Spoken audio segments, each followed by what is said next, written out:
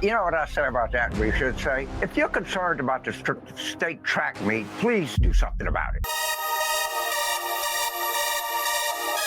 I saw an argument show up this week from the Democrats about Trump running against transgendered blah, blah, against biological men playing in female sports. The argument goes like this. I actually heard it from Fetterman. They're going, the Republicans are obsessing on an issue of biological men playing in female sports, and there's so few of that problem in any state that it's trivial, that it's being blown up way out of proportions. I'm going to make the argument against that. It's going to be made here by James Carville. Welcome to the Doug TenNapel channel. Hope you guys dig what we do. I make philosophical arguments against the left. I give a defense of Trump, when he's right. And this is James Carville blowing it. Look at him. First of all, you're dressed like a slob, son. You're dressed like Zelensky. What is he, an 80-year-old man, 70-year-old man? He looks like a popsicle. I also think, although many Democrats want to try and downplay it, you just touched on it there. One of the most successful ads in modern political history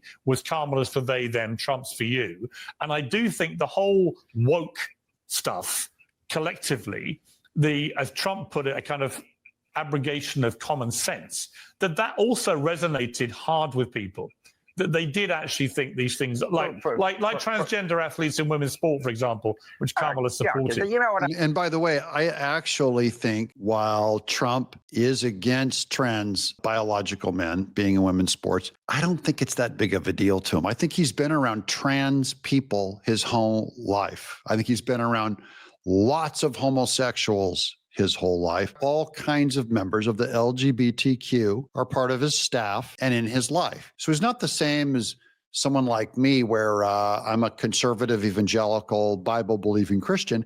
I have trans people in my life. I have gay people in my life, but I judge them as wrong. I don't think Trump makes that actual judgment. I think he just goes like, it's icky to have men playing in women's sports. You know what I mean? I think it's a little more simple and populist than that. However, it represents something different than what it looks like that Democrats are okay with our taxpayer dollars paying for a illegal immigrant surgery. That was actually, if you unpack that sentence and look at all of the things it says, you'll start to build out a different story. And so James Carville, again, is going to repeat a lazy argument here, and I think he's way off on it.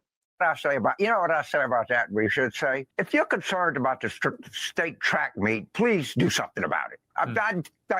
We have an athletic association that can do it. But if you're concerned with that, or you are concerned about bathroom stalls, then hang out in bathrooms.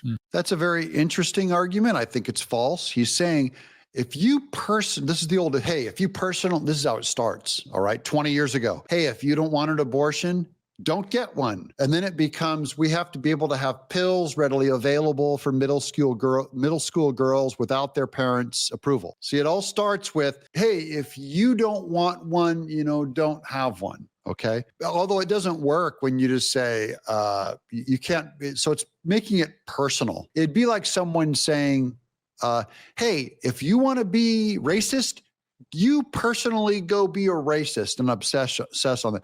The left would never say that. They would no, we universally judge racism. But when you judge a biological man going into a woman's bathroom, they're going, hey, if you want to obsess on that, then you personally go obsess on that. But don't try and make it your party platform. So that's James Carville's first approach at this argument. He's going to keep missing it. It is not of a concern to me. There are people that can deal with this. I'm worried about the cost of living. I'm worried about access to healthcare. See, now you're worried about the cost of living. You sure weren't about 2 years ago. You guys weren't worried about the cost of living. About 2 years ago, you were denying there was a problem with the cost of living. And you were mass opening up firings of coaches, presidents, administration in schools, if they did not sign in positively affirming the LGBTQ movement, they were fired. You were making them sign loyalty pledges even. So now he's going like, hey, leave it all alone. I'm just here for the fiscal responsibility. Oh, exactly like Trump, you mean. You're about 2 years late to Trump's whole message, James Carville, because you don't care. You only found out that it works. So now you regret that you didn't do something that works.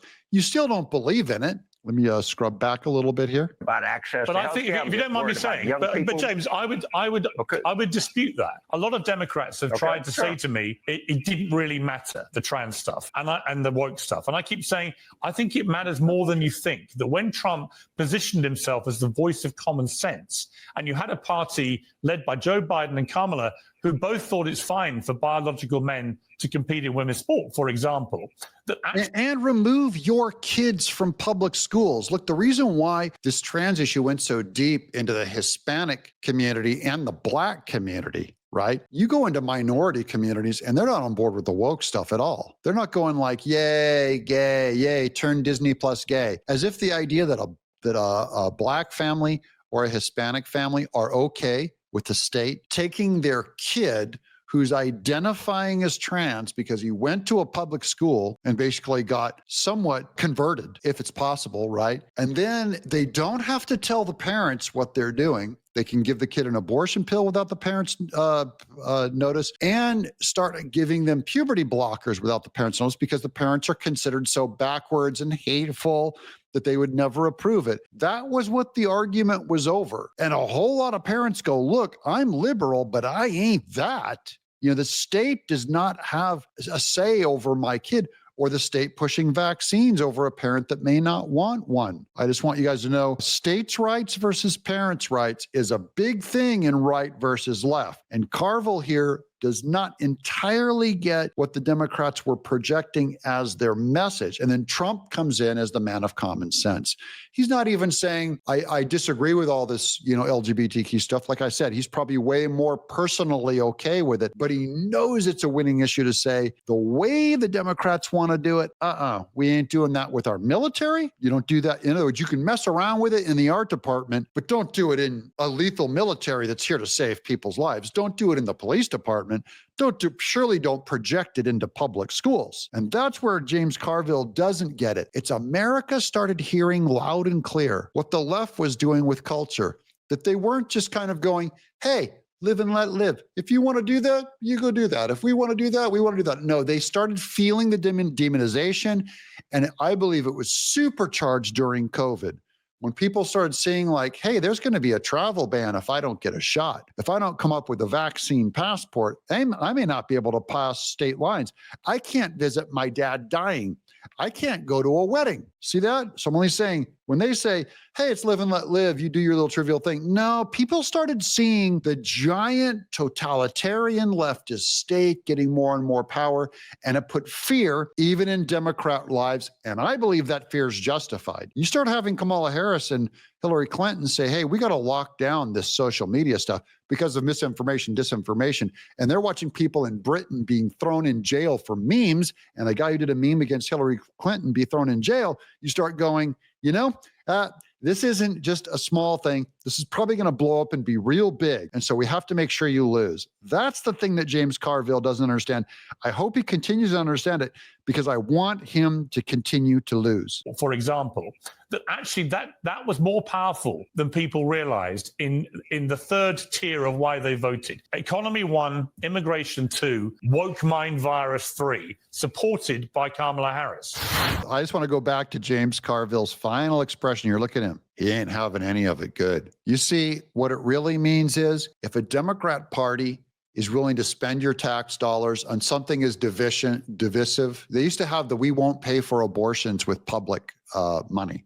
That just went right out the window with the Democrats. Now it's, if you're a religious Catholic or a pro-lifer, we will take your tax dollars and pay for what you consider murder. We will take your tax dollars. We will take your kids. If they identify a certain way, we'll assume that you're a bigot, and the state will be a better, more compassionate person, and we'll spend your money on it.